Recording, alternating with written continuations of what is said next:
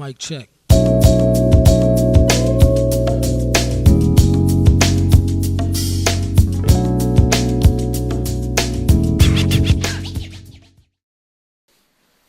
Hey Econ, James here.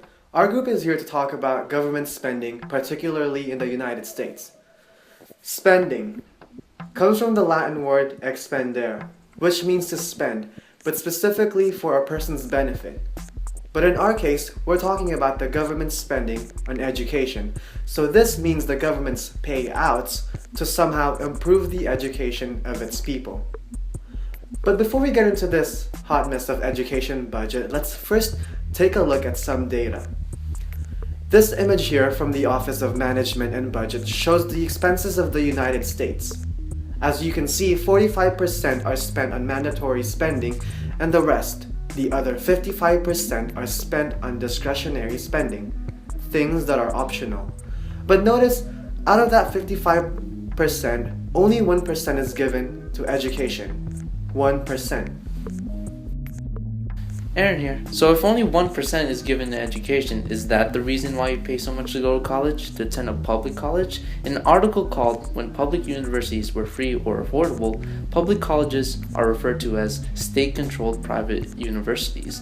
The article brands public colleges just like a corporation, whose mission is to satisfy the needs of the market. Even goes to describe the statement, private universities should be free, is so foreign to us because the past years public colleges have been fundamentally privatized. Well, wait. What, Vivo? Why is it such a big deal for the government to worry about this issue of educational spending? I mean, can't we just keep that budget the same? Don't we spend enough on education already?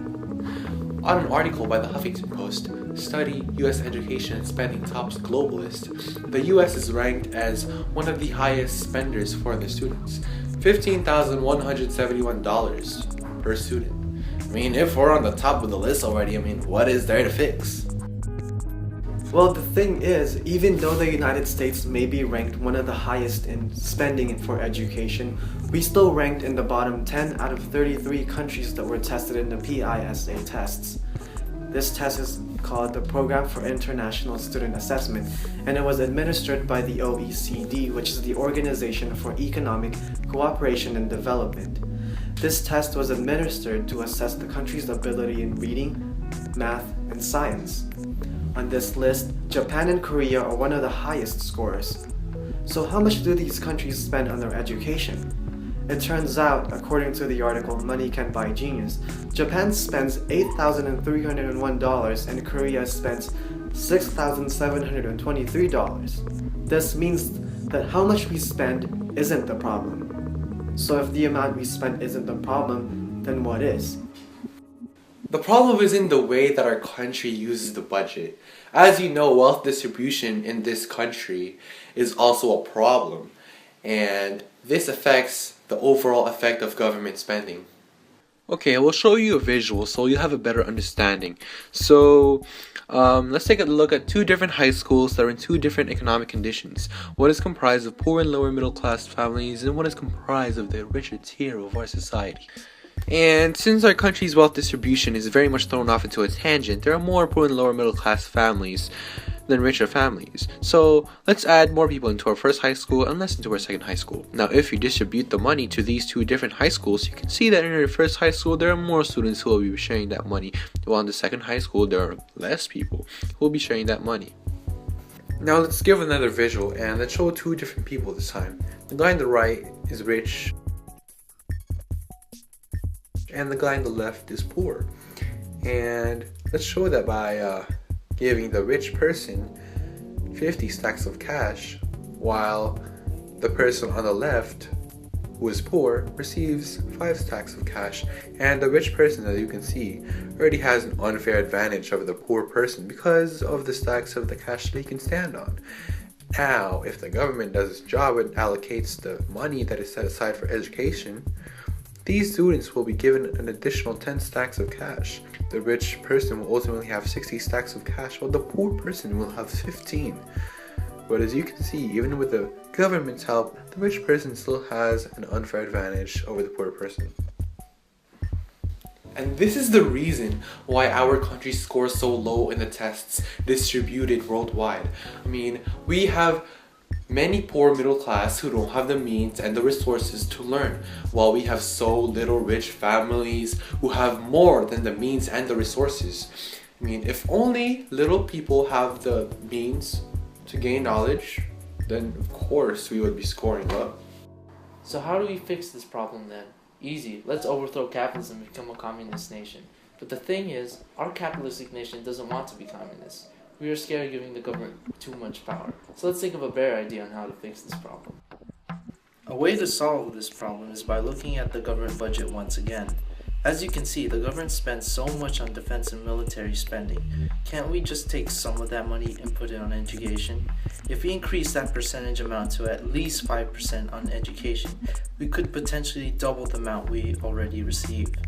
And by distributing this money to schools that potentially need it more, spending for education could become fairer and more equal. Ultimately, there would be more help towards those who need it more, and less help for those who don't need any more help. So ultimately, even though the United States only spends 1% in education, they still manage to be at the top of the list when it comes to the amount of money spent per student. However, due to the disparity of how the United States distributes their education budget equally, the overall education of the entire United States suffers. And this is why the United States is falling behind in test scores. And this is a big problem, and it's related to several issues that are already affecting the United States, such as government spending on military and unfair distribution of wealth. The only way to resolve this issue is to resolve other issues. Spending on military should be reduced, and this money should be distributed fairly between the rich and the poor. Okay, it's quiz time. Let's see if you learned anything. Question 1. How much does the US spend on education for each student? Should be pretty easy. I'll give you some time for that. And the answer is C, $15,171. Question 2, how much is spent on education? We emphasize this too much and you should already know the answer. So, yeah.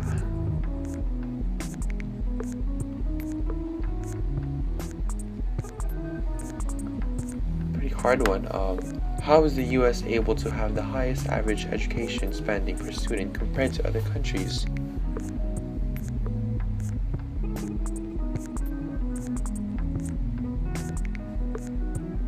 And the answer is because the distribution of money to poor and wealthy students is unfair. And that's basically it. This is the end of presentation. Have fun, be safe, do your stuff. Yeah.